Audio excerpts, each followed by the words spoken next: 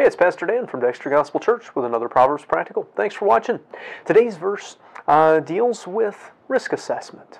We're in Proverbs 26, verse 13. Proverbs 26:13 says, "The slothful man says, 'There's a lion in the way. A lion is in the streets.'"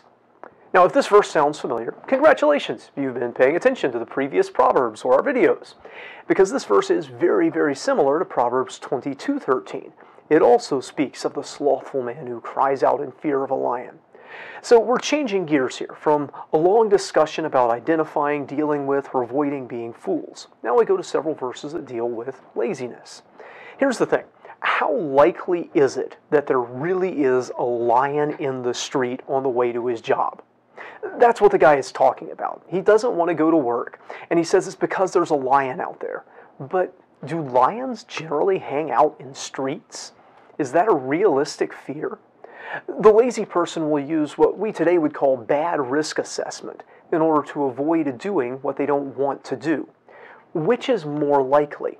That he goes to work and gets eaten by a lion, or that he doesn't go to work and doesn't get a paycheck, or loses his job because he didn't show up for work, or gets a reputation as someone that others don't want to hire because they can't rely on him to show up? All of those things are exponentially more likely than that he will be eaten by a lion on his way to work. But he invents this huge, catastrophic possibility that nobody can really disprove. If they tell him, no, there's no lion out there, he can just always say, well, you didn't see it, you don't know, you haven't seen all the streets, you can't prove there's no lion out there.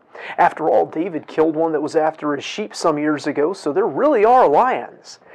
But he uses this infinitesimally small possibility of a bad outcome to do what he wants to do, to avoid what he should do.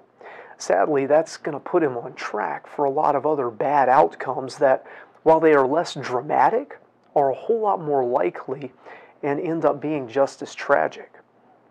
So let's be careful of the excuses that we make, both to ourselves and to others. Are we doing what we should do or what we feel like doing?